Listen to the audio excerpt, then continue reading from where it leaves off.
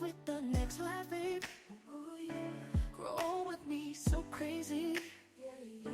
Spend the rest of my life with Welcome back to Unpacking Blockchain Technology with Thabiso Njoko, the podcast where we break down blockchain, crypto, and Web3 in a way that's clear, real, and usable. If you're joining us, I'm your host, Thabiso Njoko, and today we are stepping back in time to answer, how did blockchain even begin? Well, the answer starts with Bitcoin and an anonymous figure named Satoshi Nakamoto. Now, I remember the first time I heard the word Bitcoin, it sounded like something only hackers or Wall Street insiders knew about. It felt distant, risky, and almost like internet magic. But I kept learning. I realized Bitcoin wasn't just about money. It was about building trust without needing banks, governments, or corporations. It's about giving power back to everyday people. And the idea changed everything. Let's just rewind to 2008. The world was in the middle of a massive financial crisis. Banks were failing. Millions of people were losing savings, their homes, their trust in traditional finance. Right at the moment, someone, or maybe a group of people using the name Satoshi Nakamoto, published a document online. It was called the Bitcoin White Paper. This white paper introduced the idea of peer-to-peer electronic cash system, meaning people could send money directly to each other without going through a bank or middleman. At the heart of Bitcoin was the new technology that made it possible: blockchain. Satoshi's genius wasn't just about creating a new currency, it was solving two big problems at once. Number one, how can we make sure digital money can't be copied like a file or a photo? Number two, how can we all agree who owns what without trusting a single company or authority? Blockchain solved both.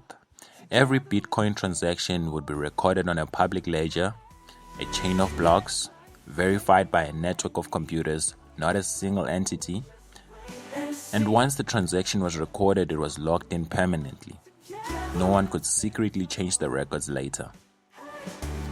In January 2009, Satoshi launched the first version of Bitcoin software and mined the very first block of the Bitcoin blockchain, known as the Genesis block. Embedded in the very first block was a hidden message, a newspaper headline that read, "The Times, on the 3rd of January 2009, Chancellor on the brink of second bailout for banks." It was a statement. Bitcoin wasn't just a technology, it was a revolution against broken financial systems. Why does this history actually even matter? Because the spirit behind Bitcoin, decentralization, transparency, freedom, is what drives so much of the innovation we're seeing now. Not just in money, but in art, music, real estate, voting, identity, and beyond. Understanding where blockchain started helps us appreciate how powerful it can be, especially in just shaping our future. Here are the big takeaways from today.